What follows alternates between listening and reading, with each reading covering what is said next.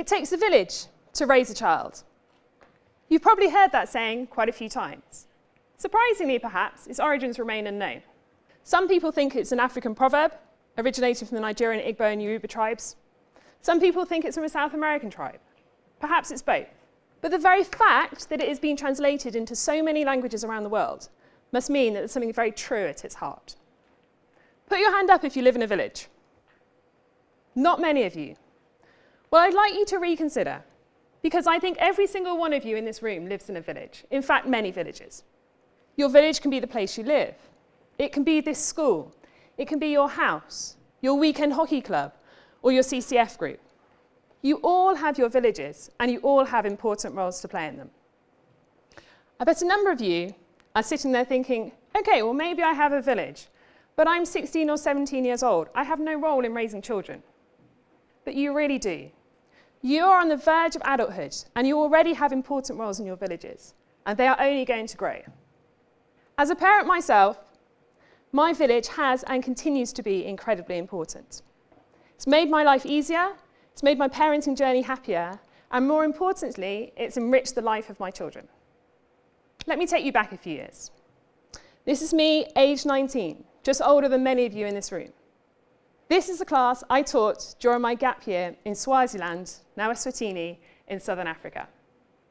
It was a rural, state-run primary school. Some children walked over an hour a day to get to school, sometimes from across the other side of the village. The lunchtime meal that was cooked outside on open fires was sometimes the only meal those children ate in a day. But that school was at the very heart of that village. One evening really stuck with me.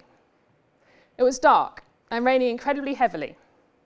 There was an unexpected knock on our door, and two sisters aged 8 and 9 were standing there. They'd been visiting family further up the hill and were now trying to return home, but they couldn't cross the now flooded river further down the valley. They couldn't get back to their family further up the hill either, so they came to the closest home that they could find, which was ours. We didn't know them, but they trusted us to keep them safe. We took them in, fed them dinner, and they slept on the floor in our lounge before continuing their journey home the next day. We had no way to contact their parents, but they instinctively knew that they could trust 2 school teachers in a schoolhouse to keep them safe. And of course, we would do whatever we could to keep them safe. Without a village to fall back on that night, those children would have been in very real danger. And for that moment in time, my housemate and I had to be the protective mums to those 2 girls. Your villages look incredibly different from my village in Swaziland, but they can be just as powerful and protective. Who looks to you for safety and protection in your village? How can you show them that they can really trust you? This is Andrea, a great friend of mine. I don't have a sister, and I'm not technically related to Andrea, but to my kids, she's Auntie Andrea. She's great fun, and my kids love her, and I know that she loves them back.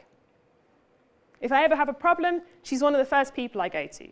And more importantly to me is I know that she will always do whatever she can for my children. They say that friends are the family you choose. Is there somebody in your village who looks to you as a big brother or sister, or an auntie or an uncle? Then there's Nora. She's another great friend of mine, who I've only actually known a couple of years. She's a fellow mum and is mum to my eldest daughter's friend. Within a few weeks of meeting her, she said, "I know that your husband often works away. I know that you don't have your parents or your in-laws living close by to fall back on. And I know that you work full-time. If you ever need me to pick up your kids and take them home and give them tea, just text me. It doesn't matter how last minute. The juggle is real and I get it." That immediately took the pressure off me, and I'm eternally grateful for her support. She'll often just text me and say, "I'll pick up all the girls tonight and they can have a play date."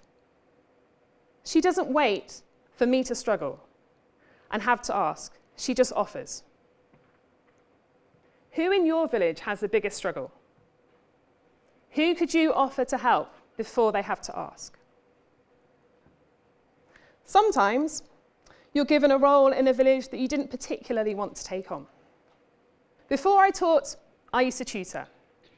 I remember one boy. The year before I started tutoring him, his parents had sadly got divorced, and he was obviously still struggling with it. I tutored at his house, and the tension between him and his mum was inescapable. Kind of made me feel really uncomfortable, and to be honest, I didn't want to get involved in any conversation beyond the scope of GCSE maths. But over the course of the year, he would slowly tell me things about his family life.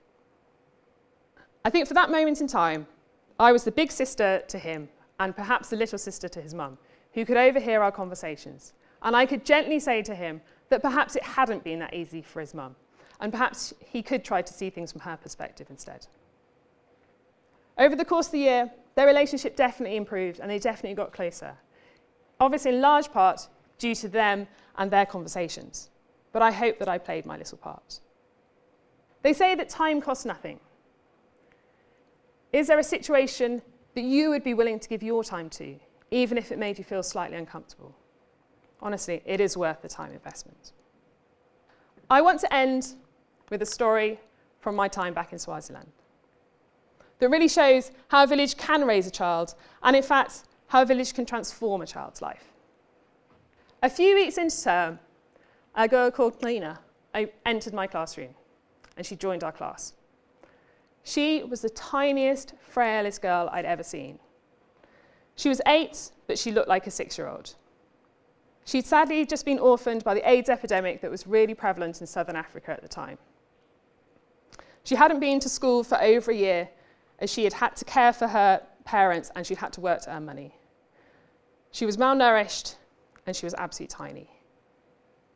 But she is an incredibly powerful story of how a village can come together and transform a child's life. Her auntie adopted her, and she joined our village. A charity paid her school fees. The local church gave her counselling to cope with her grief. The headmistress went out of her way to help her family. The cooks at the school gently got her back to eating really well, and the teachers at the school got her back up to speed with her schoolwork, and we regularly read to her in the school library. I remember seeing her one lunchtime with her group of friends, with her tiny little belly sticking out, and thinking, she's made it. That is the power of a village filled with love. Your villages are incredibly different, but you are the future leaders in your villages. How are you going to build life-changing, powerful, protective villages filled with love? Thank you.